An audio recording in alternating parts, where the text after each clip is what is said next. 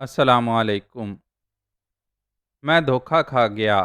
اس خوش فہمی میں مبتلا ہو گیا کہ انیلا بانو مجھ پر اعتماد کر رہی ہے، لیکن جب اس نے اپنے مسلح گارڈ کو بے ہوش دیکھا تو سمجھ گئی کہ جس طرح میں نے اس پر حملہ کرنے والوں کو بے ہوش کیا تھا، اسی طرح اس کے گارڈ کو بھی بے ہوش کیا ہے، اور میں دوہری چال چل رہا ہوں۔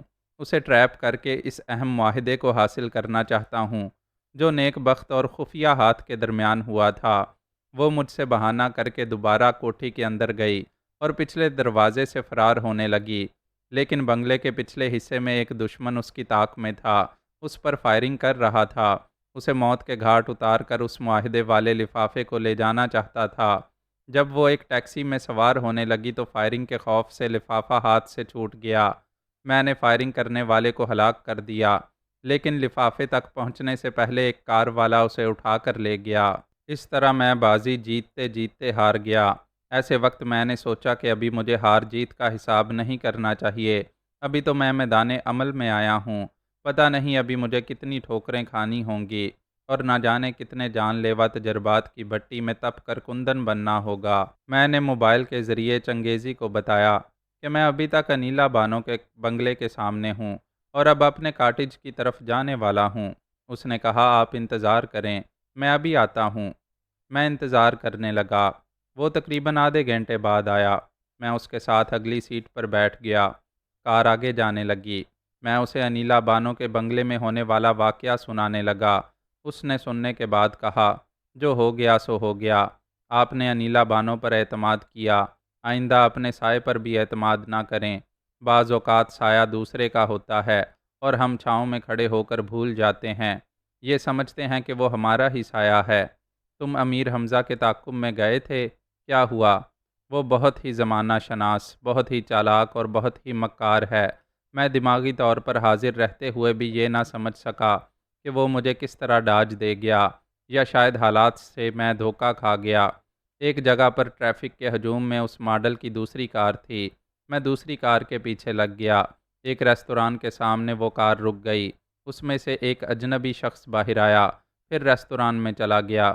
میں نے اس کار کے قریب جا کر دیکھا، وہ خالی تھی، اس میں امیر حمزہ نہیں تھا۔ اب میں اس اجنبی کے پاس جا کر امیر حمزہ کے بارے میں کچھ نہیں پوچھ سکتا تھا۔ ہو سکتا تھا کہ امیر حمزہ کوئی چال چل رہا ہو۔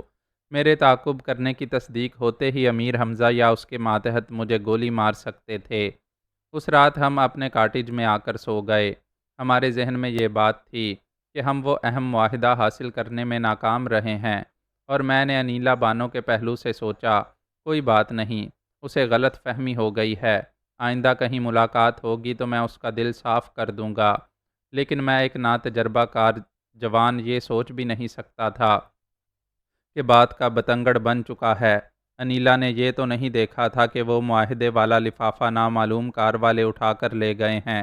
اس نے ٹیکسی میں بیٹھتے وقت یہی دیکھا تھا کہ ایک شخص اس پر فائرنگ کر رہا ہے اور اس شخص کے پیچھے میں ہوں۔ وہ سمجھ رہی تھی کہ ہم دونوں اس پر گولیاں چلا رہے ہیں۔ اس نے یہ بھی نہیں دیکھا کہ اس پر فائرنگ کرنے والے کو میں ہلاک کر چکا ہوں اور اس طرح اس کی جان بچا رہا ہوں۔ وہ اپنی جان بچانے کی خاطر اپنے ہاتھ سے گرے ہوئے لفافے کو چھوڑ کر چلی گئی تھی۔ اس نے بہت دور جا کر ٹیکسی چھوڑ دی۔ موبائل کے ذریعے کہا، حمزہ، میں انیلا بول رہی ہوں۔ میرے بنگلے پر دشمنوں نے حملہ کیا تھا۔ میں بڑی مشکلوں سے جان بچا کر وہاں سے نکل آئی ہوں اور ابھی وگ مور اسٹریٹ کے چرچ کے سامنے کھڑی ہوں۔ اگر تم کہو تو میں کسی دوسری جگہ چلی جاؤں۔ امیر حمزہ نے کہا، وہیں رہو، چاروں طرف نظر رکھو، کوئی خطرہ درپیش ہو تو دوسری جگہ جاؤ اور مجھے بذریعہ فون انفارم کرتی رہو۔ ویسے میں وگ مور اسٹریٹ کی طرف آ رہا ہوں۔ وہ اس کا انتظار کرنے لگی۔ ایک پولیس والے نے اس سے پوچھا، تم اتنی رات کو چرچ کے سامنے کیوں کھڑی ہو؟ وہ بولی، اگر میں کوئی غلط عورت ہوتی تو کسی نائٹ کلب کے سامنے ہوتی۔ میں اس مقدس چرچ کے سامنے اپنے ایک ساتھی کا انتظار کر رہی ہوں۔ یہاں نئی ہوں، راستہ بھول گئی ہوں۔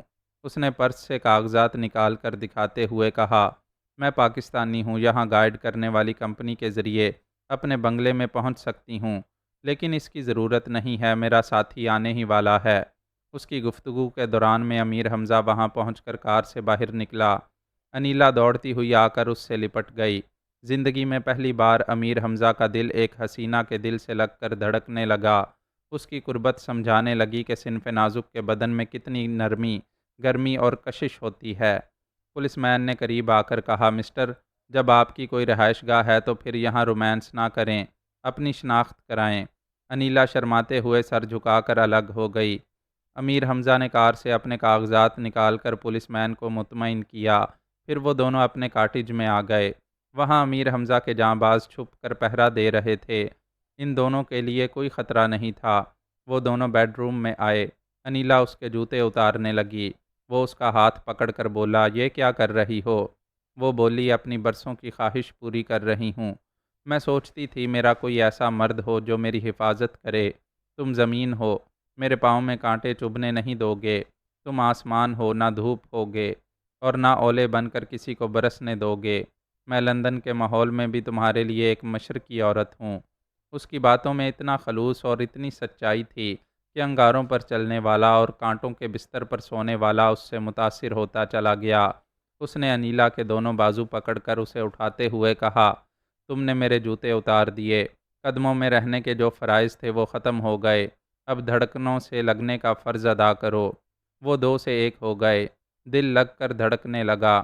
جو لوگ گرم تپتے ہوئے صحرا سے گزرتے ہیں اور جب پیار کی ٹھنڈی چھاؤں ملتی ہے تب انہیں ایک محبت کرنے والی عورت کی قدر و قیمت معلوم ہوتی ہے۔ امیر حمزہ نے اسے اپنی زندگی کا سب سے قیمتی سرمایہ تسلیم کر کے اپنے بازوؤں میں سمیٹ لیا۔ دوسری صبح امیر حمزہ گہری نیند سوتا رہا۔ ایک مدت کے بعد اس کی تھکن دور ہوئی تھی۔ انیلا وہاں سے اٹھ کر ایک صوفے پر آئی۔ فون کے ذریعے مرزا نیک بخت سے رابطہ کیا۔ سیکرٹری نے کہا، صاحب سو رہے ہیں۔ اپنے صاحب کی نیند اڑانے کے لیے اتنا کہہ دو کہ انیلا بانو بات کرنا چاہتی ہے۔ تھوڑی دیر بعد ہی نیک بخت کی آواز سنائی دی، ہیلو انیلا، کیا تم ہو؟ ہاں میں ہوں، اور صبح سویرے تمہیں یہ خوشخبری سناتی ہوں کہ نہ تو تمہارے جیسے ذلیل انسان سے شادی کروں گی اور نہ ہی تم سے ماہانہ ہزاروں پاؤنڈز لے کر تمہاری ممنون و احسان مند رہوں گی۔ وہ ہنستے ہوئے بولا، مجھ سے کیسے شادی کرو گی؟ مجھے ماہانہ اخراجات ادا کرنے پر کیسے مجبور کرو گی؟ اب میری کوئی کمزوری تمہارے ہاتھوں میں نہیں ہے۔ انیلا نے انجان بن کر پوچھا، تمہاری کمزوریاں میرے ہاتھوں میں کیوں نہیں ہیں؟ وہ بولا، انیلا، میں نے گھاٹ گھاٹ کا پانی پیا ہے۔ جان بوجھ کر انجان نہ بنو۔ پچھلی رات جو کچھ ہوا اس کا مجھے علم ہے۔ اب وہ میرے اور خفیہ ہاتھ کے درمیان ہونے والا معاہدہ تمہارے پاس نہیں ہے۔ اس کا مطلب یہ ہے کہ پچھلی رات تمہارے آدمی میرے بنگلے میں گھس آئے تھے۔ میرے نہیں، خفیہ ہاتھ کی خفیہ ایجنسی والے تھے۔ وہ معاہدہ خفیہ ہاتھ کے پاس پہنچ گیا ہے۔ اب اپنے یار امیر حمزہ سے کہو کہ وہ ہمیں بلیک میل کرے۔ ایک بار پھر امیر حمزہ کو میرا یار کہو۔ شاید تمہیں احساس ہو کہ میں نے اسے پانے کے لیے تم پر تھوک دیا ہے۔ تم مجھ پر کیا تھوکو گی؟ تم میرا جھوٹا کھانا ہو جسے امیر حمزہ کھا رہا ہے۔ نیک بخت، ایک بار تم نے مجھے بتایا تھا کہ تمہاری ماں بہت خوبصورت تھی۔ اس نے اپنے ایک کلرک شوہر سے طلاق لے کر بہت بڑے سرمایہ دار سے شادی کی تھی۔ اس شادی کے بعد تم پیدا ہوئے تھے، یعنی تمہارے باپ نے بھی جھوٹا کھانا کھایا تھا۔ وہ غصے سے داڑ کر بولا، بکواس مت کرو۔ تم اپنی لالچی ماں کے جھوٹے کھانے کی وہ کھرچن ہو جسے گٹر میں پھینکنا چاہیے، اور امیر حمزہ تمہیں ایک دن ضرور گٹر میں پھینکے گا۔ دوسری طرف سے نیک بخت نے فون بند کر دیا۔ انیلا موبائل رکھ کر غسل کرنے چلی گئی۔ واپس آئی تو امیر حمزہ بیدار ہو گیا تھا۔ وہ آنکھیں کھولے چھت کو دیکھ رہا تھا۔ اس کی آہٹ سن کر چونک گیا۔ انیلا فون پر نیک بخت سے گفتگو کر کے باتھ روم میں گئی تھی۔ امیر حمزہ جیسے گہری نیند سو رہا تھا۔ اس کی آنکھیں بند تھیں لیکن وہ جاگ رہا تھا۔ درندہ نما انسانوں کے جنگل میں وہ شیر کی طرح زندگی گزار رہا تھا۔ کبھی غفلت کی نیند نہیں سوتا تھا۔ بند کمرے کے باہر مکان کے کسی حصے میں ہلکی سی آہٹ بھی ہو تو اس کی آنکھ کھل جاتی تھی۔ انیلا کے بستر سے اٹھتے ہی وہ بیدار ہو گیا۔ وہ صوفے پر بیٹھ کر نیک بخت سے فون پر باتیں کرتی رہی۔ وہ آنکھیں بند کیے سنتا رہا۔ انیلا جواباً نیک بخت سے جو باتیں کہہ رہی تھی اس سے پتہ چل رہا تھا کہ دوسری طرف سے کیا کہا جا رہا ہے۔ امیر حمزہ پچھلی رات سے انیلا کے احساسات و جذبات کو اور اس کی دیوانہ وار مسرتوں کو سمجھ رہا تھا۔ اس کی جذباتی وابستگی بتا رہی تھی کہ اسے امیر حمزہ کی صورت میں ساری دنیا کا خزانہ مل گیا ہے۔ وہ ایک شریف زادی تھی، ایک जीवन साथी के साथ शरीफाना घरेलू ज़िंदगी गुजारना चाहती थी, लेकिन नेक बख्त हुस्न शबाब का रिसिया था। एक औरत की फितरी शरीफाना आरजुओं को समझना नहीं चाहता था। अमीर हमज़ा उसे ऐन फितरत के मुताबिक इज़्ज़त और मोहब्बत दे रहा था।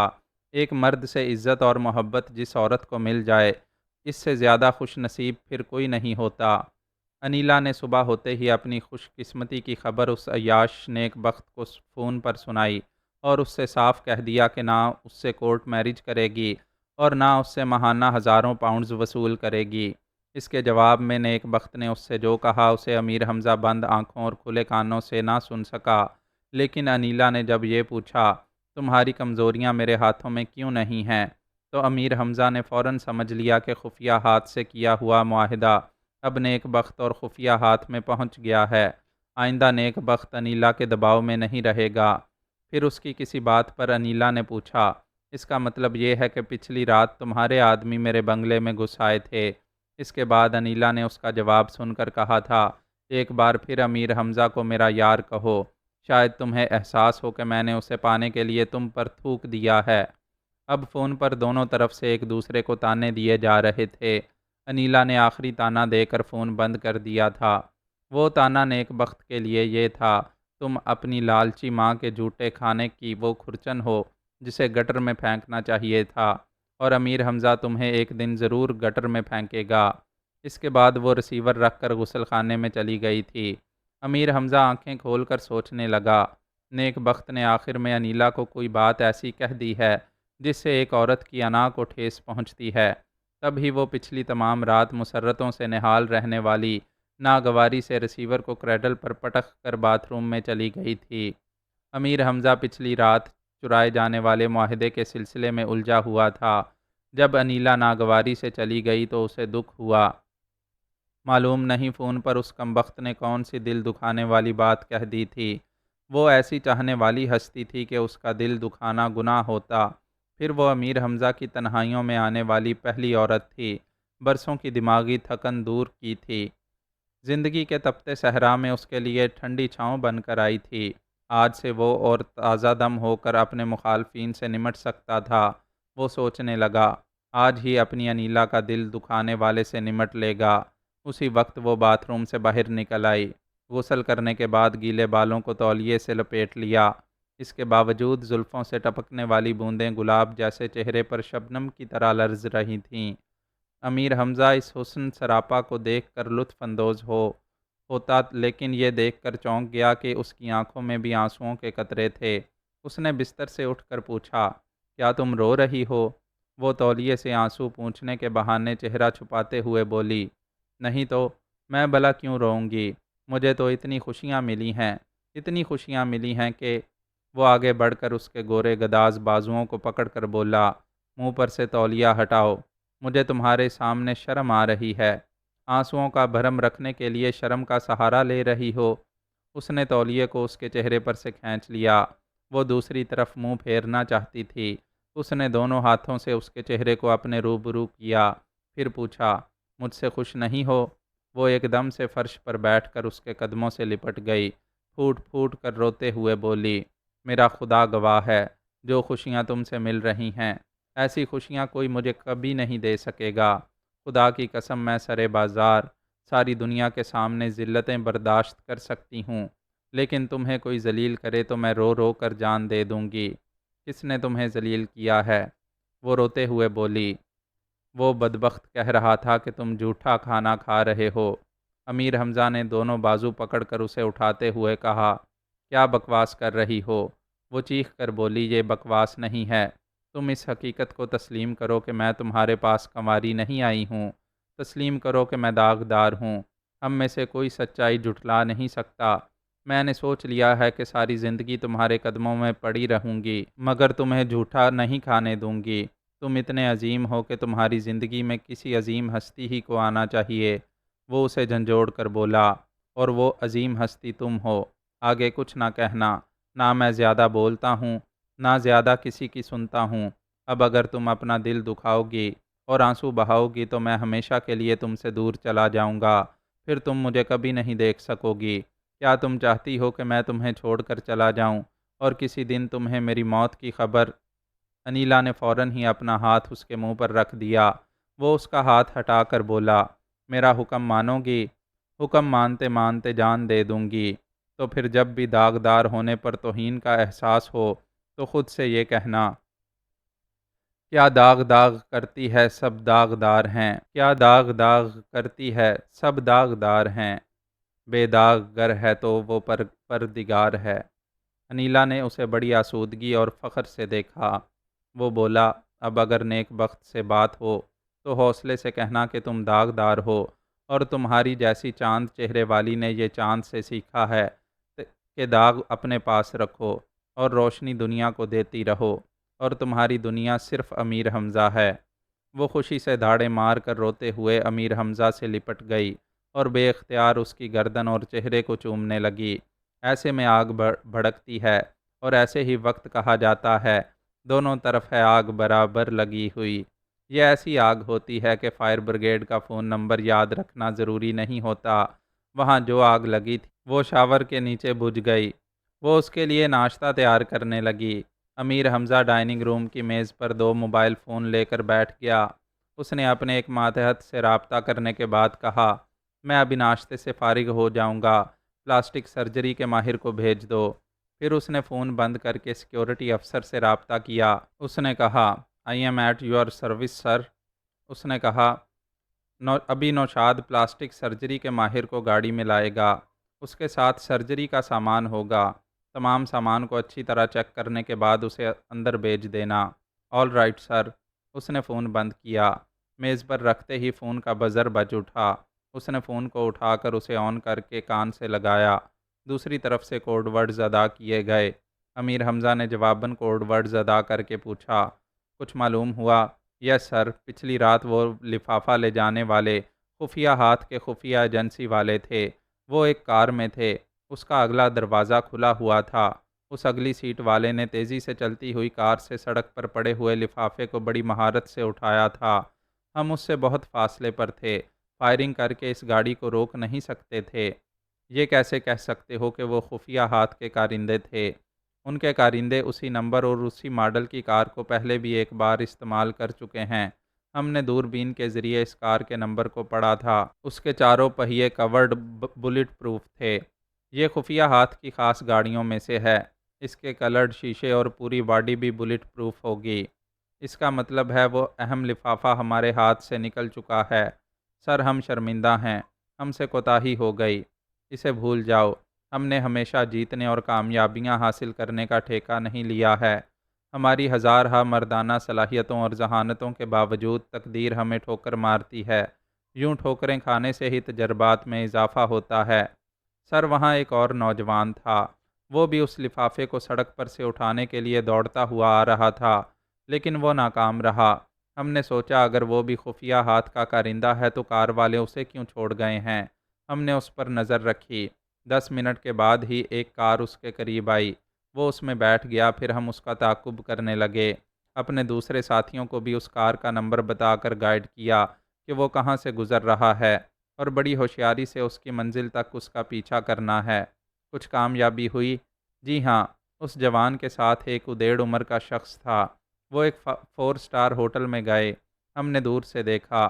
انہوں نے ایک کاؤنٹر پر رینٹڈ کار کا بل ادا کیا تھا، پھر ہوٹل کے اندر چلے گئے۔ میں کار سے اتر کر ایک ساتھی کے ساتھ اس کاؤنٹر پر گیا۔ انٹیلیجنس برانچ کے ایک افسر کا جعلی کارڈ دکھا کر اس رینٹڈ کار کو حاصل کرنے والوں کے متعلق سوالات کیے۔ جواب ملا کہ ان میں سے ایک کا نام فرمان علی تاباں اور دوسرے کا نام مراد چنگیزی ہے۔ جواب ملا کہ ان میں سے ایک کا نام فرمان علی تاباں اور دوسرے کا نام مراد چنگیزی ہے۔ ان دونوں کا قیام اس ہوٹل کے روم 420 میں ہے۔ اچھا، تو وہ دونوں مسلمان ہیں۔ یہاں کے مہنگے ہوٹل میں قیام کرنے کا مطلب یہ ہے کہ وہ جرائم پیشہ ہیں، کالی کمائی پر عیش کر رہے ہیں۔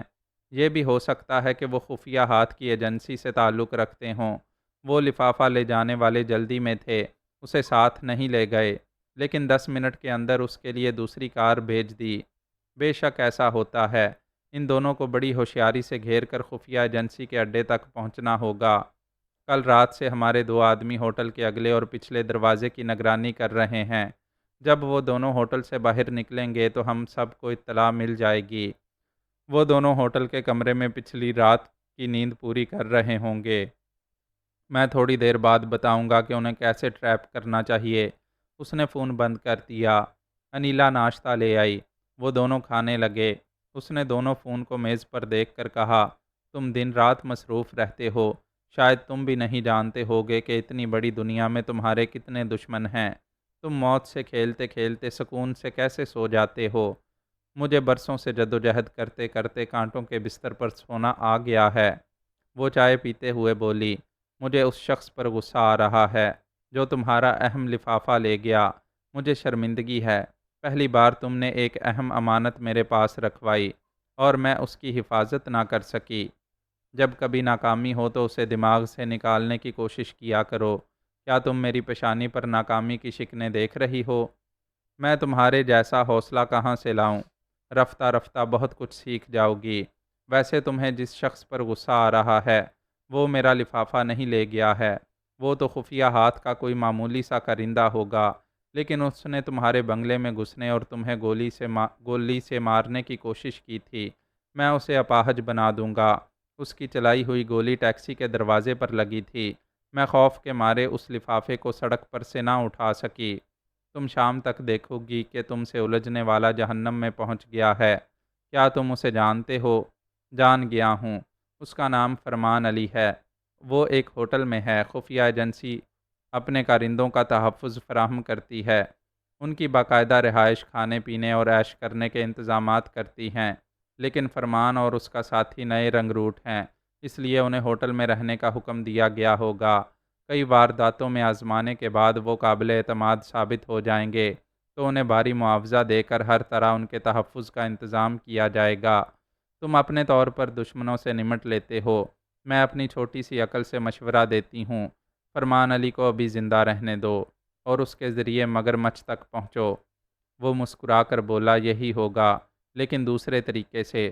وہ طریقہ یہ ہے کہ آج فرمان میرے ہاتھوں مارا جائے گا، لیکن اس کے ساتھی مراد چنگیزی کو زندہ رہنے، بھاگنے اور چھپتے رہنے کا موقع دیا جائے گا۔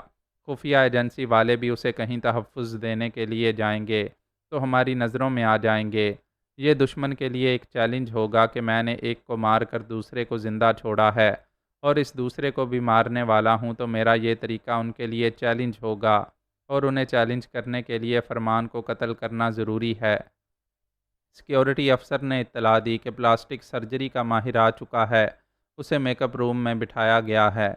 امیر حمزہ نے چائے پیتے ہوئے کہا، انیلا، یہاں کئی جانے انجانے دشمن ہیں، وہ ہمیں چہروں سے پہچانتے ہیں، لہٰذا ہم دونوں کے چہروں پر تھوڑی سی تبدیلیاں کی جانا ضروری ہیں۔ ہاں، یہ ضروری ہے۔ میں سوچ رہی تھی کہ کبھی ضرورت سے باہر جاؤں گی تو نیک بخت کے ہواری میرے ساتھ تمہیں بھی پہچان کر دونوں کو ہی نقصان پہنچائیں گے۔ پہلے تمہارے چہرے کی سرجری ہوگی۔ سرجری سے فارغ ہوتے ہی اپنا ضروری سامان اٹیچی میں رکھ لینا، ہمیں اس کاٹیج سے بھی جانا ہوگا۔ اوہ گاڈ، کیا دشمن یہاں پہنچ سکتے ہیں؟ ہاں، پلاسٹک سرجری کا ماہر جو یہاں آیا ہے وہ جرائم پیشہ افراد سے تعلق رکھتا ہے، کئی خفیہ ایجنسیوں کے لیے کام کرتا ہے، خفیہ ہاتھ سے بھی اسے بڑی رقمیں ملتی ہوں گی۔ انیلا نے حیرانی سے پوچھا، تم نے ایسے سرجری کے ماہر کو کیوں بلایا ہے؟ اسے مخبری کرنے کا موقع دیا جائے گا، میرے آدمی اس کی نگرانی کرتے رہیں گے۔ میں ایسے خطرات مول لے کر خفیہ ہاتھ کی خاص خفیہ ایجنسی تک پہنچنا چاہتا ہوں۔ میں نہیں چاہتی کہ تم جان بوجھ کر خطرات مول لیا کرو۔ اگر ایسا نہ کروں تو اپنے شکار تک یا اپنے کسی ٹارگٹ تک پہنچنے میں برسوں لگ جائیں۔ وہ چائے پینے کے بعد سرجری کے ماہر کے پاس آئے۔ ماہر نے ایک البم پیش کرتے ہوئے کہا، اس میں ایسی عورتوں اور مردوں کی تصویریں ہیں جو برسوں سے لاپتہ ہیں۔ میرے پاس ان لاپتہ ہونے والوں کی پوری ہسٹری ہے۔ آپ ان میں سے کسی کے بھی ہم شکل ہو سکتے ہیں۔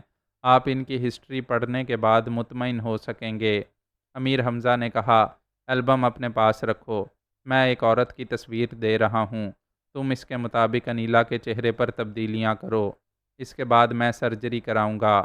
امیر حمزہ کے دست راست نے ایک حسین عورت کی تصویر سرجری کے ماہر کو دی۔ اس حسینہ کی تصویر کئی زاویوں سے اتاری گئی تھی۔ فون کے بزر کی آواز ابھری۔ اس کا دست راست اور دو خاص ماتحت سرجری کے دوران میں وہاں موجود رہے۔ امیر حمزہ نے دوسرے کمرے میں آ کر موبائل فون کو آن کیا۔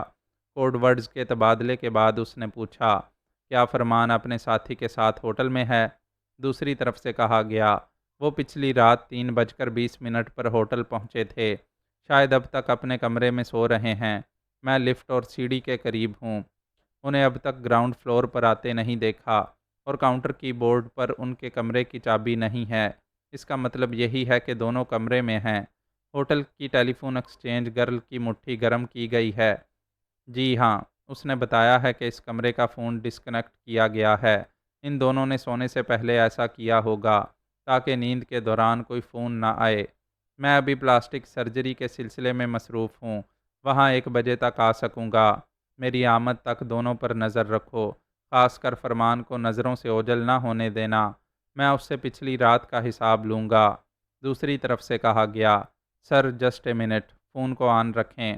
امیر حمزہ نے انتظار کیا، پھر اسے ماتحت کی آواز سنائی دی، سر یہ نوشاد ابھی آ کر رپورٹ دے رہا ہے کہ وہ دونوں کمرے میں نہیں ہیں۔ What naan sense! وہ پچھلی رات لفٹ سے اپنے کمرے میں گئے تھے، اس کے بعد نیچے نہیں آئے۔ تم لفٹ اور سیڑھیوں کے پاس ہو، پھر وہ اوپری منزل سے کہاں جا سکتے ہیں؟ اس بار نوشاد کی آواز سنائی دی، سر پچھلے گیٹ کے چوکیدار نے اس کمرے کی چابی لا کر کاؤنٹر پر دی ہے۔ اس کا بیان ہے کہ وہ چابی رات کو یا صبح کو نہ جانے کون وہاں پھینک کر چلا گیا تھا۔ ہوٹل کے مینیجر نے اوپر جا کر کمرے کو کھول کر دیکھا تو وہاں فرمان اور مراد چنگیزی نہیں تھے۔ ایک اٹیچی اور ایک بریف کیس میں فضول سامان رکھا ہوا تھا، یعنی پرانے کپڑے، شیونگ کا سامان، ایک ٹوٹا ہوا موبائل فون اور چند پرانی کتابیں تھیں۔ لیکن وہ ہوٹل سے کب گئے اور کیسے گئے کہ تم میں سے کسی کو نظر نہ آئے؟ ان کے اس طرح غائب ہو جانے سے سمجھ میں آتا ہے کہ انہیں ہمارے تعاقب کرنے کا علم تھا۔ وہ ہمیں اپنے پیچھے ہوٹل تک لے گئے، رینٹڈ کار کے کاؤنٹر پر چابی واپس کی، بل ادا کیا۔ وہ سمجھ رہے تھے کہ ہم ہوٹل کے احاطے کے باہر اپنی گاڑیوں میں ہیں۔ ہمارے درمیان تقریباً 150 گز کا فاصلہ تھا۔ انہوں نے اس دوری سے فائدہ اٹھایا، ہوٹل کے اندر جا کر کاؤنٹر سے پہلے اپنے کمرے کی چابی لی۔ اس وقت ہم اپنی گاڑیوں سے اتر کر احاطے میں داخل ہو رہے تھے، وہ ہماری نظروں میں نہیں تھے۔ ہم نے ہوٹل کے اندر جا کر معلوم کیا، وہ دونوں اوپری منزل پر اپنے کمرے کی طرف جانے کے لیے کاؤنٹر سے چابی لے گئے تھے۔ ہم نے کی بورڈ پر دیکھا، ان کے کمرے کی چابی وہاں نہیں تھی۔ امیر حمزہ نے کہا، بس اب بات سمجھ میں آ گئی۔ واقعی انہیں تعاقب کیے جانے کا علم تھا۔ وہ دونوں کاؤنٹر سے کمرے کی چابی لے کر پچھلے راستے سے باہر گئے اور پچھلے گیٹ کے باہر چابی پھینک کر کسی ٹیکسی میں کہیں چلے گئے۔ انہوں نے لفٹ کے ذریعے اوپر جانے کی زحمت نہیں کی۔ آپ ہمیں تھوڑا وقت دیں، ہم انہیں ڈھونڈ نکالیں گے۔ انہیں ڈھونڈا جا سکتا ہے۔ میرا اندازہ ہے کہ وہ خفیہ ہاتھ کے نئے رنگ روٹ ہیں، وہ بھی مسلمان اور پاکستانی ہیں۔ ان کے خیال کے مطابق وہ ہمیں بول چال اور طور طریقوں سے پہچان سکیں گے، اس لیے ان دونوں کو آزمائشی طور پر ہمارے پیچھے لگایا گیا ہے۔ چونکہ وہ مستقل کارندے نہیں ہیں، اس لیے وہ ہوٹلوں میں، کرائے کے اپارٹمنٹس میں یا کہیں پینگ گیسٹ کے طور پر رہ سکیں گے۔ ایسے مقامات پر انہیں بآسانی تلاش کیا جا سکتا ہے۔ انشاءاللہ ہم انہیں گردن سے پکڑ کر لے آئیں گے۔ امیر حمزہ نے فون بند کر کے دوسرے ماتحتوں سے رابطہ کرنے لگا۔ میں مراد چنگیزی کے ساتھ ناشتے کی میز پر تھا۔ مراد پہلے میری امی کا باڈی گارڈ تھا، اب میرا باڈی گارڈ بھی تھا اور گائیڈ بھی۔ امی نے کہا تھا، اسے ملازم کبھی نہ سمجھنا، بلکہ وہ تمہارا استاد رہے گا۔ جرائم کی دنیا میں تمہیں کانٹوں پر چلنا اور بھڑکتے ہوئے شعلوں سے گزرنا سکھائے گا۔ تم بہت ذہین ہو، لیکن وہ تمہیں ایسی حاضر دماغی سکھائے گا کہ تم 1 سیکنڈ کے 1000ویں حصے میں دشمنوں کی الجھی ہوئی چالوں کو سمجھ کر ان کا توڑ کرنا سیکھ جاؤ گے۔ اور واقعی وہ ایک استاد کی طرح ہمہ وقت مجھے ایک معمولی سی غلطی پر بھی ٹوکتا تھا اور حکم دیتا تھا کہ جو غلطی ہوئی اس کا تجزیہ کرو۔ بے شک تجزیہ کرنے پر میں نے سمجھا کہ پچھلی رات انیلا کے پیچھے اس دشمن کو پہلے گولی مار دیتا تو وہ انیلا پر فائر نہ کرتا۔ گولی ٹیکسی کے کھلے ہوئے دروازے پر لگی، اس طرح وہ بچ گئی، لیکن لفافہ ہاتھ سے گر پڑا جو بعد میں دشمنوں کے ہاتھ لگ گیا۔ بعض اوقات جلد بازی میں، گھبراہٹ میں یا ایکشن کے دوران میں ذہنی الجھنوں میں اتنی سی بات سمجھ میں نہیں آتی کہ پہلے کیا کرنا چاہیے۔ یعنی میں نے پہلے انیلا کے پیچھے دوڑنے والے دشمن کو گولی نہ مار کر غلطی کی تھی۔ بہرحال مراد چنگیزی مختلف انداز میں مجھے بہت کچھ سکھا رہا تھا۔ میں نے کہا، یہاں لندن میں امی کا ایک چھوٹا سا بنگلہ ہے، ایک اپارٹمنٹ بھی ہے، ایک کار اور ایک لینڈ کروزر ہے۔ پھر آپ ہوٹل اور کرائے کے اپارٹمنٹ میں مجھے کیوں لیے پھر رہے ہیں؟ شمشیر سنگھ کالیا عرف ڈینجرس مین تمہاری امی کا پرانا دشمن ہے۔ وہ میرے ہاتھوں سے 2 بار بچ کر نکل گیا۔ تیسری بار تم اسے ٹھکانے لگانے آئے ہو، اور اس بار اس کالیا کا خطرناک باڈی گارڈ بھیما بھی ہے۔ انڈر گراؤنڈ کے مجرم اسے روبوٹ کہتے ہیں۔ جسمانی طور پر پہاڑ اور چٹان کی طرح سخت ہے۔ تمہاری امی نے تمہیں دنیا گھومنے، تجربات حاصل کرنے اور کالیا کے علاوہ بھیما جیسے روبوٹ سے ٹکرانے کے لیے بھیجا ہے۔ وہ فخر سے کہتی ہیں کہ بھیما اگر روبوٹ ہے تو میرا بیٹا نا پگھلنے والا فولاد ہے، لیکن ہم تو نیک بخت انیلا اور امیر حمزہ کے چکر میں پڑ گئے ہیں۔ آئندہ تم کئی چکرا دینے والے چکروں میں پڑو گے۔ نیک بخت کا تعلق کئی خفیہ ایجنسیوں سے ہے۔ امیر حمزہ اسے ٹریپ کرنے کے چکر میں لگا ہوا ہے۔ ایسے ہی مجرموں کے بھرے ہوئے میلے میں شمشیر سنگھ کالیا اور بھیما سے ہمارا اچانک سامنا ہو سکتا ہے۔ لیکن ہم کرائے کے اپارٹمنٹ میں کیوں ہیں؟ مخالفین کو ڈاج دینے کے لیے۔ جیسا کہ پچھلی رات ہم انہیں اپنے ہوٹل تک لے آئے۔ انہوں نے سمجھا ہم وہاں رہتے ہیں۔ کمرے کی چابی لی۔ انہیں یقین ہو گیا کہ ہم فلاں کمرے میں قیام کر رہے ہیں، لیکن پچھلے دروازے سے نکل کر چابی پھینک کر چلے آئے۔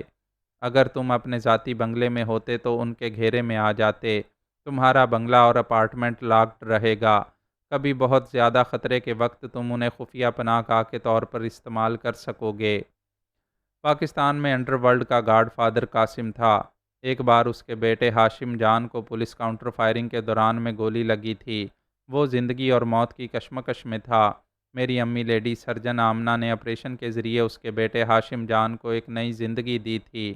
Under ground godfather Qasim Jan پر یہ بہت بڑا احسان تھا۔ امی نے اس کے اکلوتے بیٹے کی جان بچائی تھی اور معاوضہ لینے سے انکار کرتے ہوئے کہا تھا کہ وہ جرائم کے ذریعے حاصل کی ہوئی رقم کو ہاتھ نہیں لگائیں گی۔ انہوں نے ایک ڈاکٹر کے پیشے کی عظمت برقرار رکھنے کے لیے آپریشن کیا تھا۔ ایک ڈاکٹر علاج کرتے وقت کسی بھی مجرم کا علاج اپنے پیشے کے تقاضوں کے مطابق کرتا ہے، گاڈ فادر قاسم جان نے کہا، اور ڈاکٹر اپنی محنت کا معاوضہ لیتا ہے۔ وہ مریض خواہ کیسی ہی کمائی سے معاوضہ کرے۔ تم نے میرے بیٹے کی جان بچائی ہے، اس کا معاوضہ لو۔ انعام میں جو لاکھوں روپے دینا چاہتا ہوں اسے قبول کرو۔ امی نے اپنی محنت کا معاوضہ لیا۔ آئندہ بھی گاڈ فادر کے جتنے جان نثار زخمی ہوتے تھے ان کا علاج کر کے معاوضہ لیتی تھیں۔ گاڈ فادر نے انہیں بیٹی بنایا تھا۔ اس کا بیٹا ہاشم جان انہیں بڑی بہن بنا کر مختلف ہیلوں بہانوں سے ان کی دولت اور جائیداد میں اضافہ کرتا رہتا تھا۔ اس نے مراد چنگیزی جیسے ذہین اور دلیر شخص کو امی کا باڈی گارڈ یہ کہہ کر بنایا تھا، باجی آپ نے میری زندگی بچائی ہے، آپ کو بھی دشمنوں سے بچانے کے لیے یہ باڈی گارڈ آپ کے ساتھ رہا کرے گا۔ وقت گزرنے کے ساتھ ساتھ امی کو احساس ہوتا چلا گیا کہ وہ بھی جرائم کی دنیا میں چلی آئی ہیں۔ انہوں نے خود کبھی جرم نہیں کیا تھا، لیکن گاڈ فادر اور اس کے بیٹے ہاشم نے انہیں بیٹی اور بہن کی حیثیت سے اتنی زیادہ اہمیت دی تھی کہ جنوبی ایشیا کے تمام ممالک کے گاڈ فادرز کی نظروں میں امی فرنٹ لائن پر آ گئی تھیں۔ وہ ایسی عجیب و غریب صلاحیت کی مالک تھیں کہ ایک موم بتی کی روشنی میں پیچیدہ سے پیچیدہ آپریشن کر کے قاسم جان کے جان نثاروں کی جانیں بچا لیا کرتی تھیں۔ میرے جوان ہونے اور میدان عمل میں آنے تک یورپ اور ایشیا کے تمام جرائم پیشہ افراد امی کے نام اور کام سے اچھی طرح واقف ہو گئے تھے۔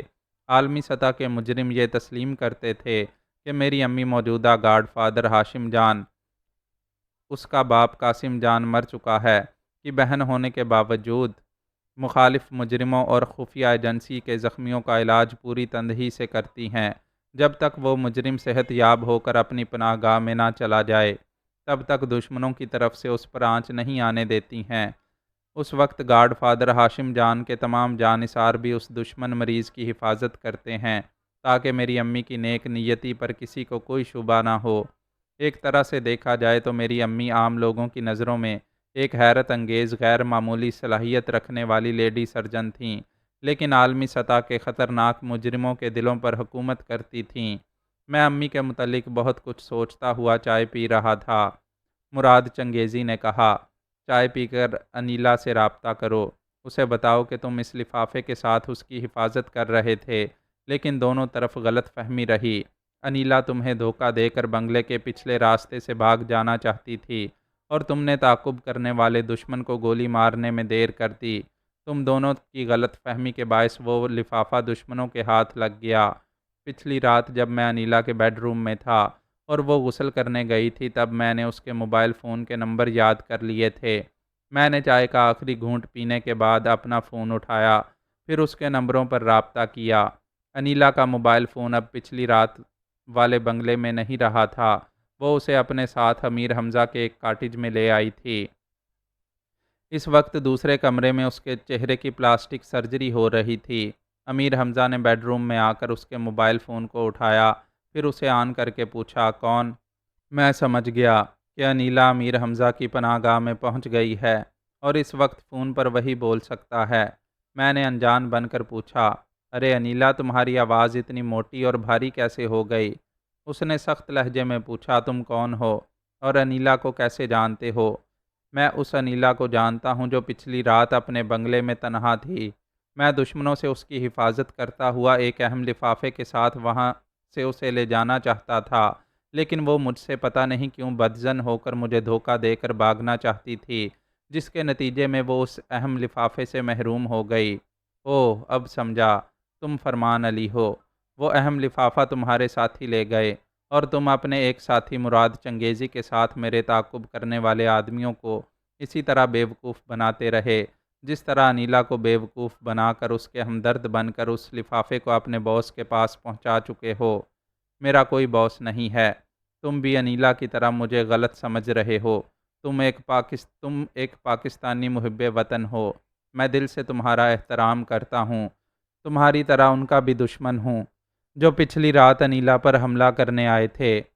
تم نے پچھلی رات انیلا کے سامنے بھی یہی ڈائلاگ ادا کیے، وہاں 2-4 آدمیوں کو فرش پر لٹا دیا اور انیلا کو یہ تاثر دیا کہ تم نے اس کی خاطر دشمنوں کو بے ہوش کیا ہے۔ اپنے 2 ساتھیوں کو فلمی ریوالور سے گولیاں ماریں، انہیں عارضی طور پر مردہ بنایا۔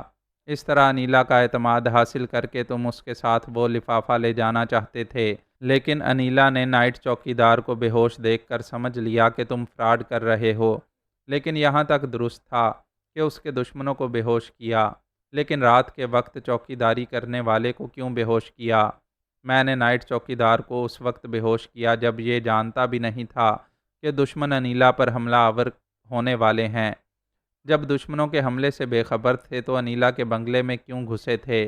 تم نے دشمنوں کے لیے راستہ صاف کرنے کی خاطر نائٹ چوکیدار اور گیٹ کے دربان کو بے ہوش کیا تھا۔ تم میرے دوستانہ رویے کو غلط رنگ دے رہے ہو۔ دوست ہو تو زیادہ نہ بولو، صرف وہ لفافہ واپس لے آؤ۔ میں تمہیں کیسے سمجھاؤں کہ وہ لفافہ دشمن لے گئے ہیں؟ ہاں، تم سے ایسے ہی جواب کی توقع تھی۔ وہ لفافہ لے جانے والے تمہیں تنہا سڑک پر چھوڑ گئے، پھر ان کا ایک آدمی مراد چنگیزی تمہیں دوسری کار میں ہوٹل تک لے آیا اور میرے آدمیوں کو آج صبح تک دھوکہ دیتا رہا۔ بس کرو، مجھے یقین ہو گیا کہ تم امیر حمزہ نہیں ہو، کیونکہ امیر حمزہ تمہاری طرح ایسی جاسوسی کہانیاں نہیں سناتا ہے جیسی تم مجھے سنا رہے ہو۔ اب یہ بھی سمجھ میں آ رہا ہے کہ بیچاری انیلا تمہیں اصل امیر حمزہ سمجھ کر دھوکہ کھا رہی ہے۔ انیلا سے تمہیں بہت ہمدردی ہے، کل اس کے بنگلے میں گھس آئے تھے۔ بات کیا ہے؟ بات کیا ہو سکتی ہے؟ میں کنوارا ہوں، کسی بھی حسینہ کے بیڈ روم میں گھس سکتا ہوں۔ برخوردار، ایک بار میرے سامنے آ جاؤ، پھر تمہیں اپاہج بنا دوں گا تو میرے امیر حمزہ ہونے کا یقین آ جائے گا۔ مجھے تمہارا چیلنج منظور ہے، تم جہاں مجھ سے مقابلہ کرنا چاہو وہاں صرف ایک شرط پر مجھے بلاؤ، میں ضرور آؤں گا۔ تمہاری شرط کیا ہے؟ تم اپنے ساتھ انیلا کو لاؤ گے تاکہ میں تمہارا کام تمام کر کے اس بیچاری کو اصل امیر حمزہ تک پہنچا دوں۔ مجھے تمہاری شرط منظور ہے، میں انیلا کو ساتھ لاؤں گا۔ تو پھر بولو، کہاں مردانگی کے جوہر دکھانا چاہتے ہو؟ آج شام 5 بجے ہائیڈ پارک میں، سرپنٹائن کے نارتھ میں کہیں بھی ہمارا سامنا ہو سکتا ہے۔ It is done. یہ کہہ کر میں نے فون بند کر دیا۔ مراد میرے کان سے کان لگا کر تمام باتیں سن رہا تھا اور پھر اپنی کرسی پر آ کر بیٹھ گیا۔ اپنے لیے ایک پیالی چائے اور بناتے ہوئے بولا، جتنی گفتگو ہو چکی ہے اس کا تجزیہ کرو۔ تجزیہ کیا کروں؟ اس نے مجھے چیلنج کیا ہے۔ آج شام اسے آٹے دال کا بھاؤ معلوم ہو جائے گا۔ کیا اس طرح تجزیہ ہوتا ہے؟ ذرا سنجیدگی سے خاموش رہ کر غور کرو۔ ایک اہم لفافہ اس کے ہاتھ سے نکل چکا ہے۔ اس کی فوٹو سٹیٹ کاپیاں اس کے پاس ضرور ہوں گی۔ وہ تم سے مقابلہ کر کے اس لفافے کو حاصل نہیں کر پائے گا اور نہ ہی اس لفافے کے لیے افسوس کر رہا ہوگا۔ تمہیں تیش دلا کر بلانے کا مقصد یہ ہو سکتا ہے کہ وہ پہلے تمہاری صورت شکل سے تمہیں پہچانے گا، تمہارے سامنے نہیں آئے گا۔ وہ بہت ذہین ہے، عارضی طور پر بزدل بن جائے گا۔ تم اس کے انتظار سے مایوس ہو کر وہاں سے جہاں بھی جاؤ گے اور آئندہ جو کچھ بھی کرتے رہو گے اس پر وہ اور اس کے جانثار نظر رکھیں گے۔ وہ ایک گھونٹ چائے پی کر بولا، ہماری نگرانی کرنے سے ہو سکتا ہے اس کی غلط فہمی دور ہو جائے۔ ہمارا تعلق نیک بخت اور خفیہ ایجنسیوں سے نہیں ہے، لیکن اس دوران میں شمشیر سنگھ کالیا اور بھیما سے ہمارا ٹکراؤ ہو گیا اور یکے بعد دیگرے دشمنوں سے مقابلہ ہوتا رہے گا تو امیر حمزہ یہ سمجھے گا کہ ہم دونوں اسی خفیہ ہاتھ کی تنظیم کے لیے اپنے دشمن تک پیدا کرتے جا رہے ہیں۔ لہٰذا اس اہم لفافے کو ہم ہی نے اس خفیہ ہاتھ تک پہنچایا ہے۔ غلط فہمیاں شیطان کی آنت کی طرح بڑھتی چلی جاتی ہیں۔ کیا تم سمجھ رہے ہو کہ کسی سے گفتگو کرنے یا اس سے ملاقات کرنے کے بعد اس کے بارے میں کیسا تجزیہ کیا جاتا ہے؟ آپ مجھے اچھی طرح سمجھا رہے ہیں اور میں سمجھ رہا ہوں، لیکن اس نے چیلنج کیا ہے۔ کرنے دو، تم وہاں نہیں جاؤ گے تو بزدل نہیں بن جاؤ گے۔ انیلا تمہیں پہچانتی ہے، لہٰذا تم شام کو یہاں آرام کرو گے، میں وہاں جاؤں گا۔ میں نے اس کی باتوں پر غور کیا۔ وہ بڑا جہاں دیدہ تھا، خوب سوچ سمجھ کر قدم اٹھاتا تھا۔ انیلا اور امیر حمزہ اسے چہرے سے نہیں پہچانتے تھے، لیکن اس نے پچھلی رات ان دونوں کو 5 اسٹار ہوٹل میں دیکھا تھا۔ میں نے اس سے کہا، میں آپ کی تمام ہدایات پر عمل کرتا ہوں، اس ہدایت پر بھی عمل کروں گا۔ ہائیڈ پارک نہیں جاؤں گا، لیکن مجھے یہاں آرام کرنے کی ہدایت نہ کریں، میں کہیں اور جاؤں گا۔ ٹھیک ہے، ریڈی میڈ میک اپ کے ذریعے چہرے پر تھوڑی سی تبدیلی کر کے باہر نکلو۔ لندن میں اب تک صرف انیلا تمہیں چہرے سے پہچانتی ہے۔ شام کے بعد جب تم انہیں نہیں ملو گے اور وہ امیر حمزہ کے ساتھ کہیں شاپنگ کرنے یا ڈنر کے لیے جائے گی تو اتفاقاً اس سے سامنا ہو سکتا ہے۔ تمہیں محتاط رہنا چاہیے۔ وہ مجھے ریڈی میڈ میک اپ، عارضی فیشل میک اپ اور مستقل سرجری اور ماسک میک اپ کے بارے میں بہت کچھ سکھاتا رہتا تھا اور میں کامیابی سے سیکھتا رہتا تھا۔ میں شام کو اس سے پہلے ہی تفریح کے لیے باہر چلا گیا۔ میرے جاتے ہی چنگیزی نے اوورسیز کال پر گاڈ فادر ہاشم جان سے رابطہ کیا، اسے وہاں کے مختصر حالات بتائے، پھر کہا، امیر حمزہ سیاسی حوالوں سے ہمارے پاک وطن کا ہیرو ہے۔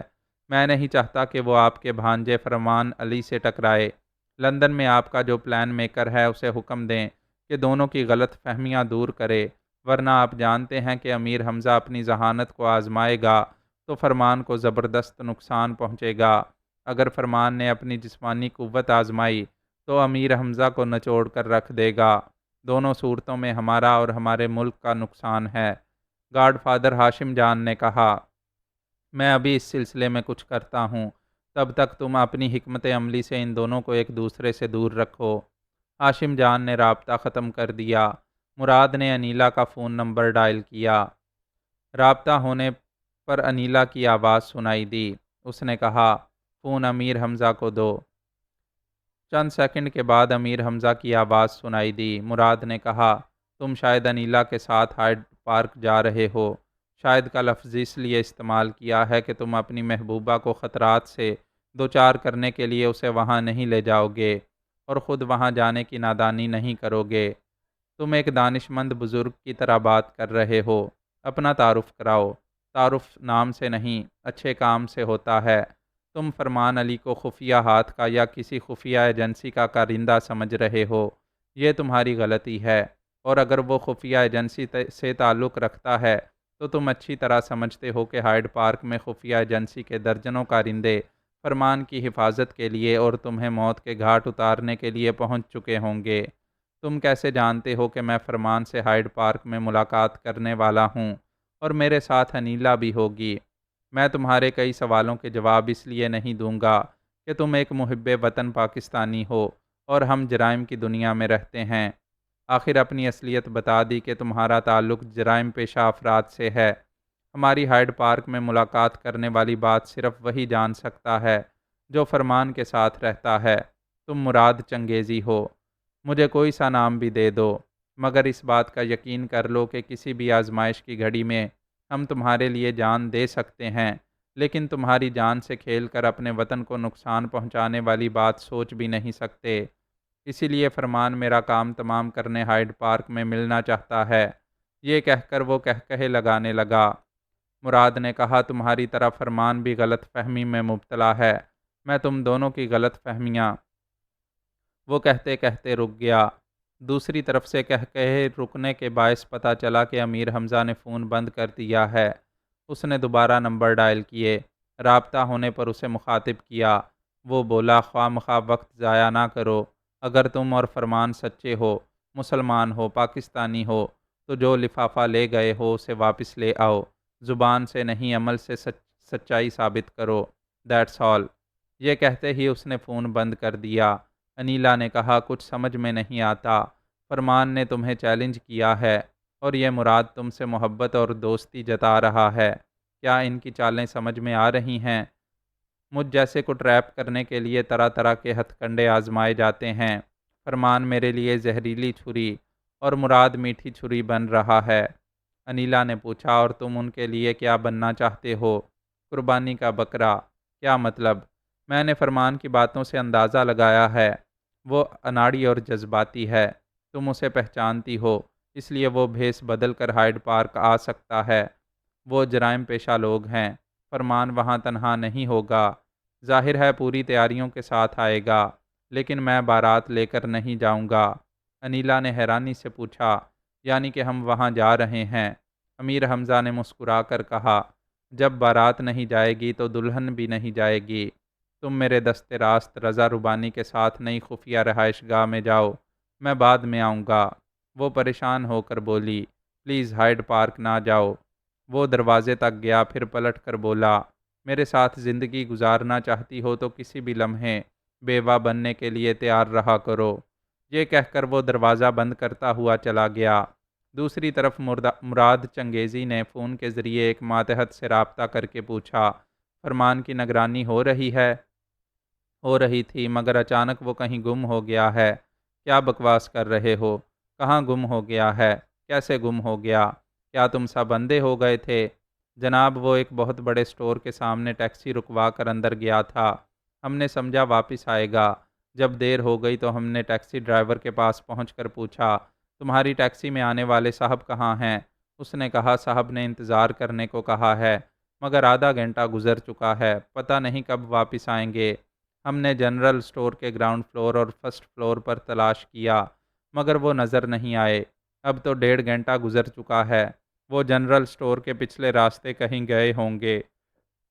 مراد چنگیزی نے فوراً ہی اپنی جگہ سے اٹھ کر فون بند کرتے ہوئے کہا، او خدایا، فرمان ضرور ہائیڈ پارک گیا ہوگا۔ وہ فوراً ہی باہر آیا، پھر اپارٹمنٹ کو لاک کر کے جانے لگا۔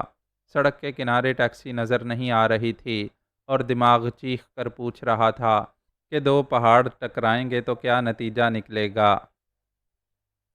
اکرام شاہ نے اپنے تمام ذرائع اختیار کر کے یہ ثابت کرنا چاہا کہ مراد علی اور تابانی دہشت گرد نہیں، بلکہ اس کے معزز مہمان ہیں۔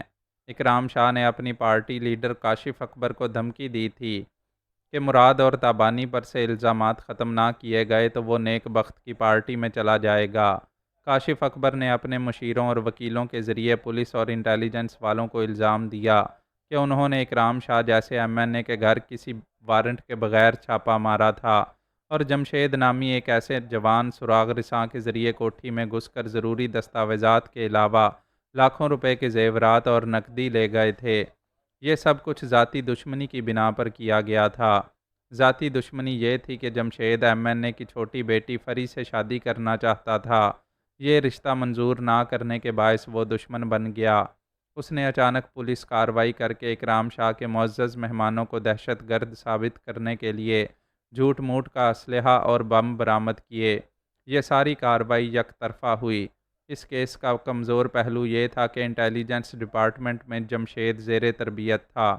تربیت کے دوران میں اس کی کارکردگی ہمیشہ عمدہ رہی تھی، اس لیے ڈائریکٹر جنرل کے حکم پر جمشید کی رہنمائی میں اکرام شاہ کی کوٹھی پر کارروائی کی گئی تھی، جبکہ جمشید کو کسی بڑے یا چھوٹے عہدے پر فائز نہیں کیا گیا تھا۔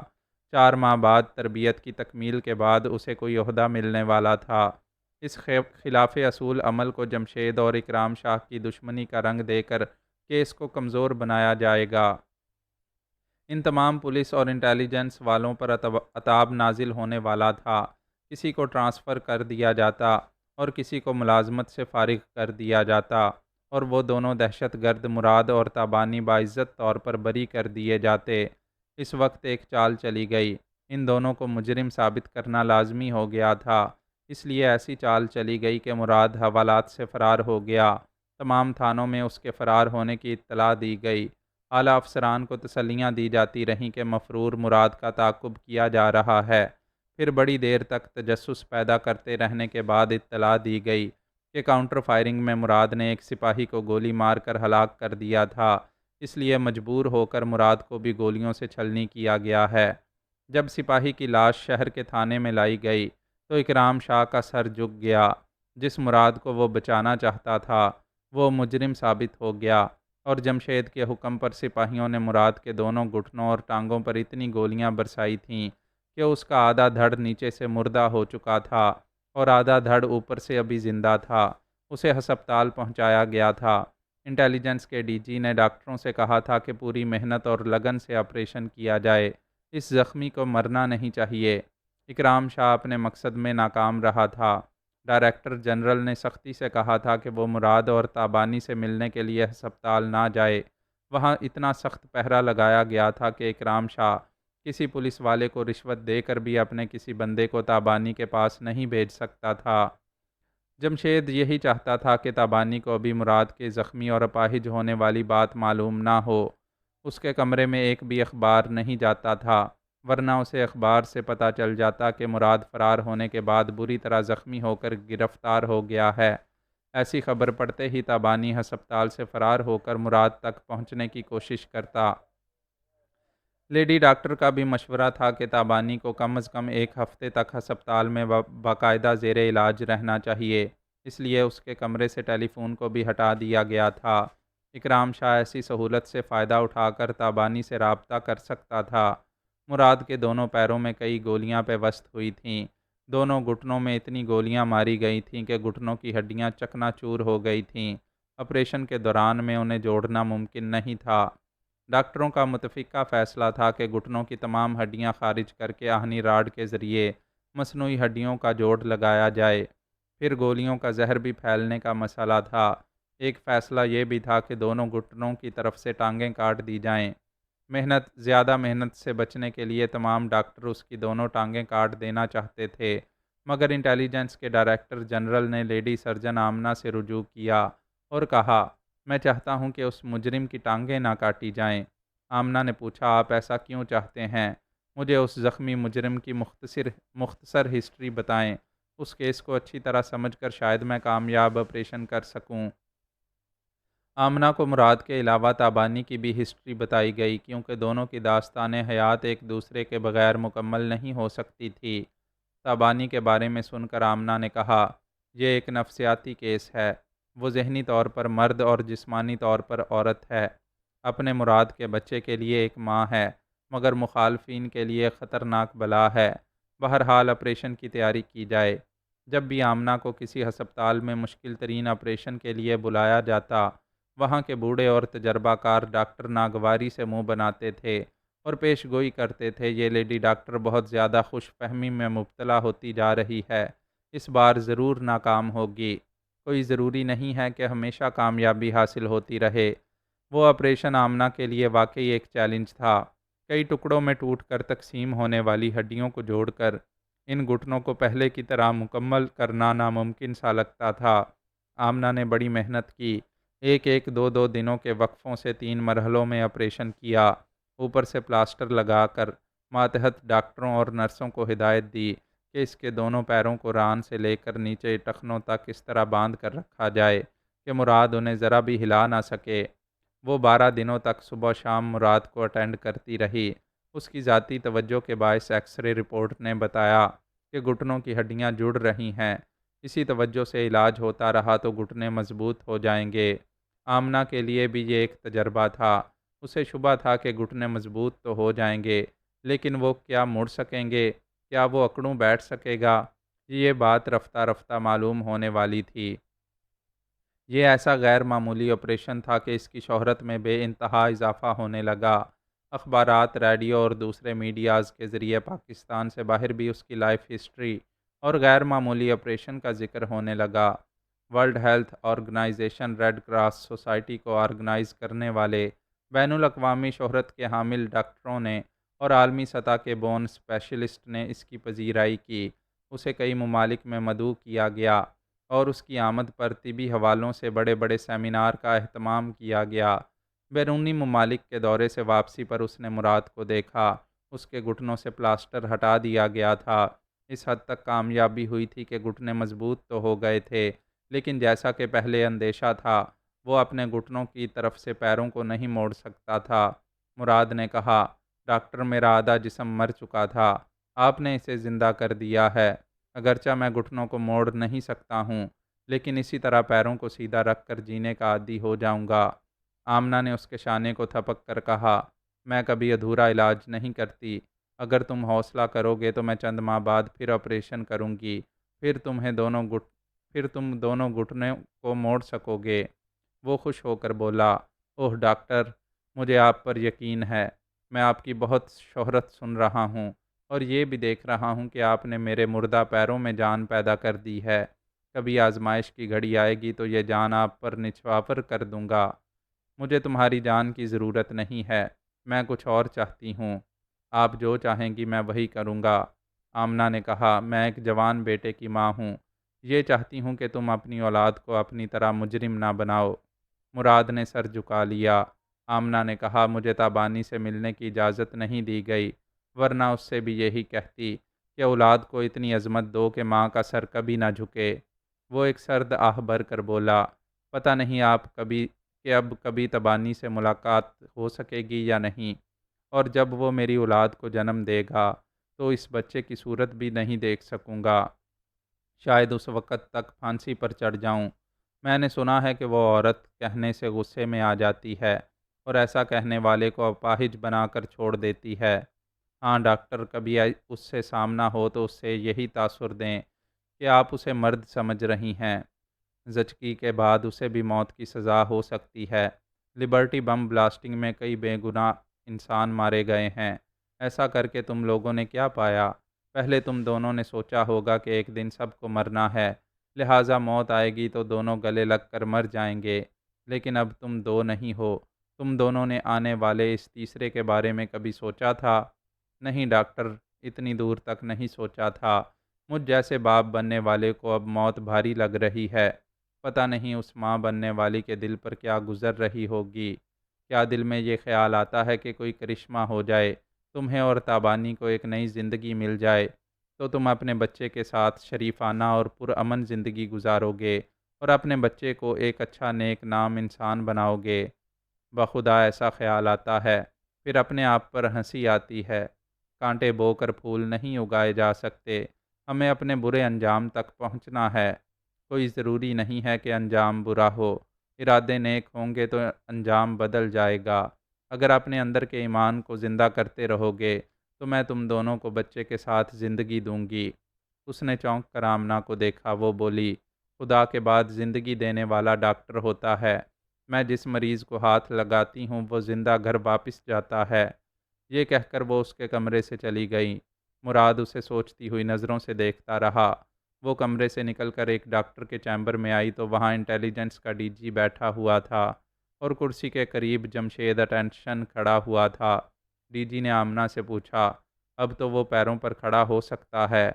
ہاں، مگر سہارے کے بغیر کھڑا نہیں رہ سکتا، اس کے گھٹنوں کو مڑنا چاہیے۔ میں اور 1 ماہ تک کچھ ضروری اسٹڈی کروں گی، پھر اس کا آپریشن کروں گی۔ کیا پھر آپریشن کرو گی؟ میرے منصوبے کے مطابق یہ ضروری نہیں ہے۔ پولیس ہسپتال کی لیڈی ڈاکٹر نے رپورٹ دی ہے کہ تابانی کو ہسپتال سے لے جایا جا سکتا ہے۔ اب وہ کسی دن بھی وہاں سے فرار ہوگی نہیں ہوگا۔ پلیز آپ تابانی کی نفسیات کو سمجھ کر اسے مرد ہی سمجھا کریں۔ بائی دا وے، آپ یہ کیوں سوچ رہے ہیں کہ وہ ہسپتال سے فرار ہوگا؟ یہ قانونی معاملات ہیں۔ ہم اپنے طور پر اس کیس کو ہینڈل کر رہے ہیں۔ میں اس کیس میں آپ کو مراد کے آپریشن کے لیے لایا تھا۔ اب آپ کا کام ختم ہو چکا ہے۔ نہیں آفیسر، میں کہہ چکی ہوں، ابھی مراد کا ایک آپریشن ضروری ہے۔ سوری، میں مزید آپریشن کی اجازت نہیں دوں گا۔ آمنہ نے مسکرا کر کہا، یہ پولیس اسٹیشن اور انٹیلیجنس ڈپارٹمنٹ نہیں، ہسپتال ہے۔ آپ ڈاکٹر کے فیصلے کے خلاف کوئی قدم نہیں اٹھائیں گے۔ پھر میں لیڈی سرجن آمنہ ہوں۔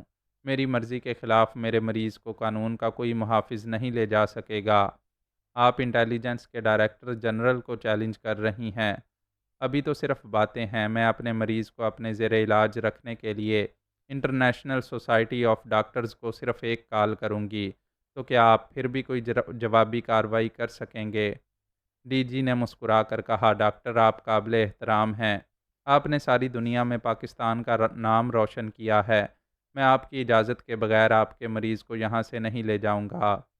آپ مجھے قابل احترام کہہ رہے ہیں، لیکن مجھے تابانی سے ملاقات کرنے کی اجازت نہیں دے رہے۔ وہ آپ کی مریضہ، میرا مطلب ہے آپ کا مریض نہیں ہے۔ کیا یہی وجہ ہے یا کوئی اور بات ہے؟ آپ پہلے بھی تابانی سے ملنے کی فرمائش کر چکی ہیں۔ میں صاف اور سیدھی بات کہتا ہوں، آپ کے خلاف بے شمار رپورٹس ہیں۔ آپ کی پہنچ صرف عالمی سطح کے معزز ڈاکٹروں تک نہیں، عالمی سطح کے خطرناک مجرموں تک بھی ہے۔ آپ دم توڑتے ہوئے مریضوں کو بھی زندگی کی طرف واپس لے آتی ہیں۔ کیا مرنے والوں کو زندگی دینا جرم ہے؟ یہی تو مشکل ہے کہ آپ ایک ڈاکٹر کی حیثیت سے مجرمہ نہیں کہلا سکتی۔ میرا خیال ہے آپ دنیا کی پہلی خاتون ہیں جو دنیا کے ایک سرے سے دوسرے سرے تک تمام معزز ہستیوں اور تمام خطرناک مجرموں کے لیے قابل احترام ہیں۔ اگر آپ نے تابانی کا کیس ہاتھ میں لیا تو ہم بے بس ہو جائیں گے۔ خدا کا شکر ہے کہ تابانی کے سلسلے میں آپریشن کا کوئی مسئلہ نہیں ہے، اس لیے وہاں آپ کی ضرورت نہیں ہے۔ آمنہ نے مسکرا کر کہا، آپ بھول رہے ہیں کہ تابانی کی جنس تبدیل ہوئی ہے، وہ مرد سے عورت بنا ہے۔ ایسے کیس میں زچگی کے وقت آپریشن کی ضرورت ہو سکتی ہے۔ آپ دعا کریں آپریشن پیچیدہ نہ ہو۔ اگر پیچیدہ ہوا تو میں پہنچ جاؤں گی۔ میں سمجھتا ہوں ایسا وقت نہیں آئے گا۔ ڈی جی نے کرسی سے اٹھ کر جمشید سے کہا، چلو، مراد ان کا مریض ہے، ان کی مرضی کے مطابق اسے یہاں رہنے دو۔ جب یہ مراد کو ہسپتال سے ڈسچارج کریں گی تو ہم اسے پولیس کسٹڈی میں پہنچا دیں گے۔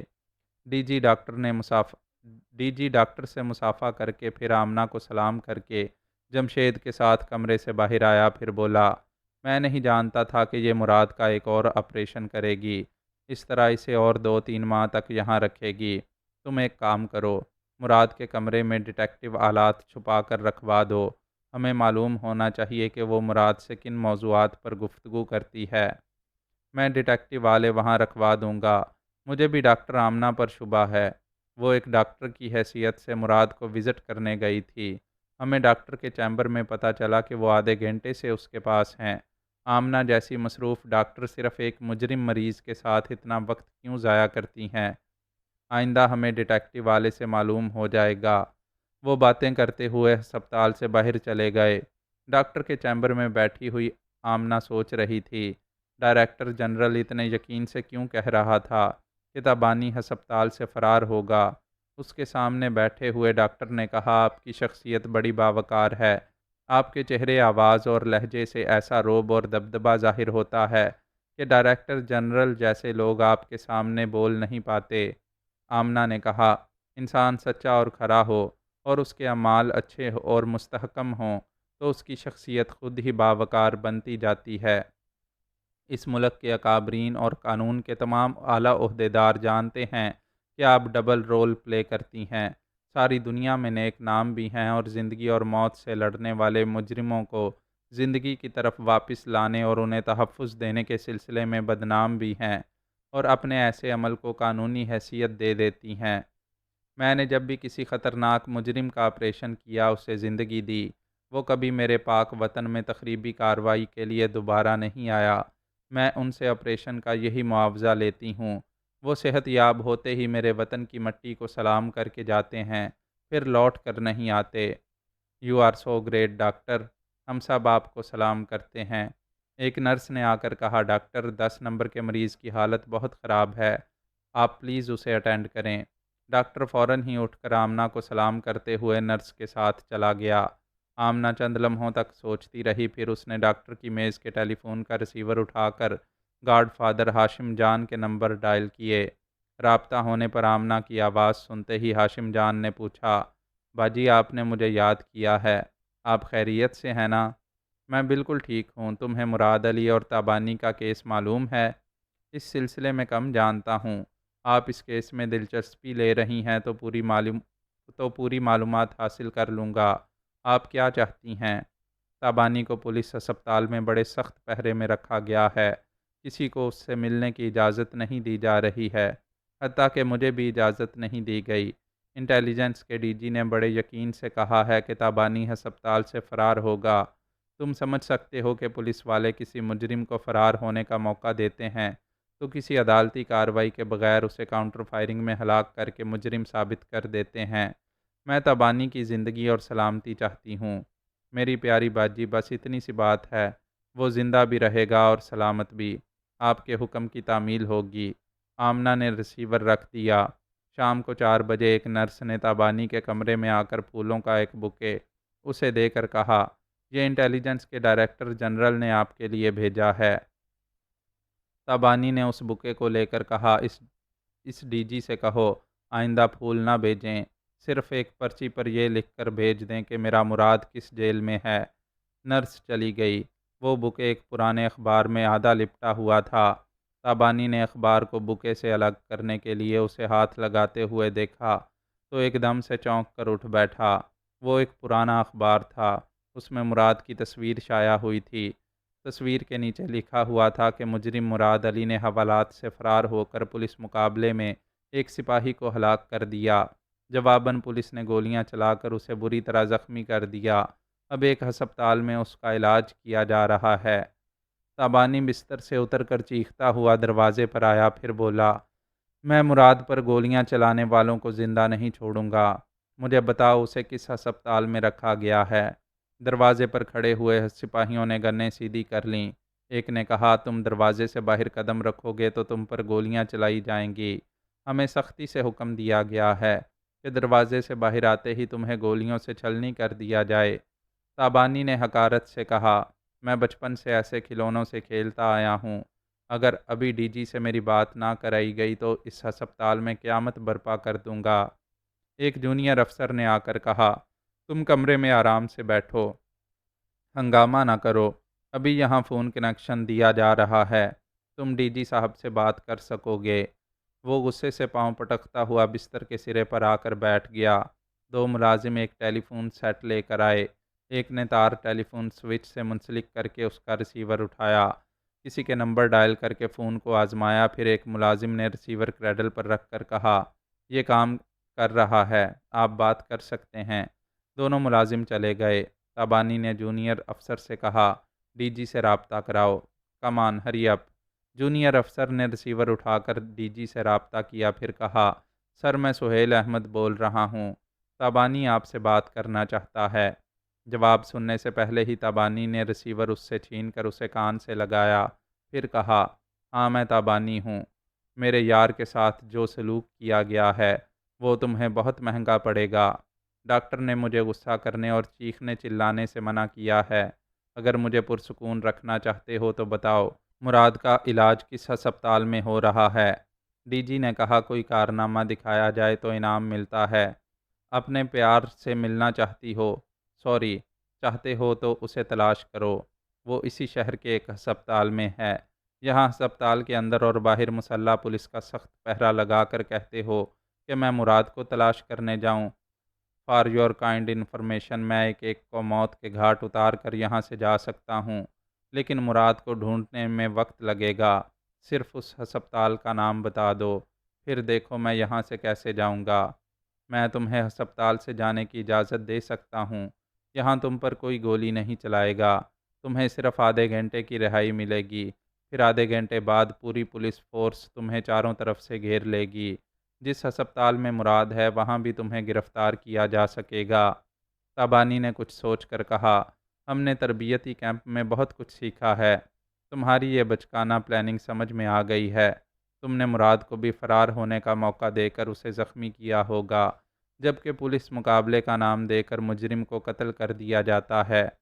ہم اسے قتل سے بھی بدترین سزا دینا چاہتے تھے، اس کے دونوں پیروں کو گولیوں سے چھلنی کر دیا تھا اور گھٹنے کی ہڈی کو ایسا چکنا چور کیا تھا کہ اس کا آدھا جسم ہمیشہ کے لیے مردہ ہو جاتا۔ لیکن ایک عالمی شہرت یافتہ لیڈی سرجن آمنہ نے ناممکن کو ممکن بنا دیا۔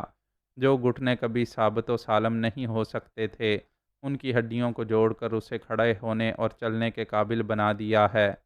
تم نے مراد کو فرار ہونے کا موقع دے کر اسے ایک مجرم ثابت کر دیا ہے، اب مجھے بھی مفرور ثابت کرنے کے لیے آدھے گھنٹے کی رہائی دے رہے ہو، جبکہ مراد تک آدھے گھنٹے میں نہیں پہنچ سکوں گا۔ ہسپتال کے باہر جاتے ہی مجھ پر گولیاں برسائی جائیں گی۔ تم مجھ سے عشق کرتی ہو، میرا مطلب ہے کرتے ہو۔ عاشق تک پہنچنے کے لیے خطرہ مول لو۔ میں تو مراد تک ضرور پہنچوں گا، مگر ذرا موجودہ حالات پر غور کر لوں، پھر تم سے رہائی چاہوں گا۔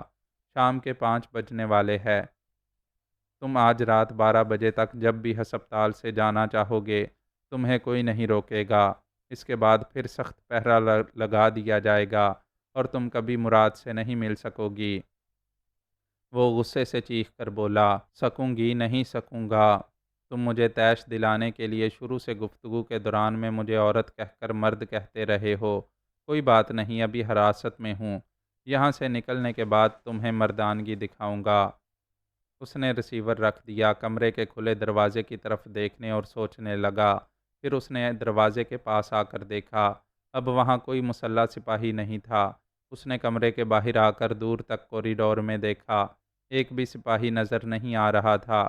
اس نے کمرے میں آ کر دروازے کو اندر سے بند کر دیا، پھر ٹیلی فون کے پاس بیٹھ کر نیل کے ننھے سے چاقو سے اس فون کے ماؤتھ پیس اور کریڈل کے نچلے حصے کو کھول کر دیکھا۔ اس کے اندر ایک سراغ رساں آلہ تھا، جس کے ذریعے اس فون پر ہونے والی گفتگو کہیں دوسری طرف سنی جا سکتی تھی۔ اس نے اس آلے کو وہاں سے نکال کر ٹیلی فون سیٹ کو پہلے کی طرح جوڑ دیا اور اس آلے کو بستر کے نیچے چھپا دیا۔ تھوڑی دیر بعد دروازے پر دستک سنائی دی۔ اس نے دروازہ کھولا، سامنے جمشید کھڑا تھا۔ اس نے کہا، ہماری پرانی جان پہچان ہے، تم نے یقیناً مجھے یاد رکھا ہوگا۔ تابانی نے کہا، تمہیں کیسے بھول سکتا ہوں، ہماری تباہی کے تم ہی ذمہ دار ہو۔ تباہی تم نے دیکھی کہاں ہے، اب دیکھو گے۔ تمہیں یہ اطلاع دینے آیا ہوں کہ اب سے رات 12 بجے تک ہسپتال کے اندر اور باہر کوئی سپاہی نہیں رہے گا، موقع سے فائدہ اٹھا سکتے ہو، اس کے بعد تمہارے لیے رہائی ناممکن ہو جائے گی۔ معزز سامعین، اپنے اس چینل کو سبسکرائب کریں اور بیل آئیکن کا بٹن پریس کریں تاکہ ہر نئی آنے والی ایپیسوڈ آپ تک بروقت پہنچ سکے۔ شکریہ۔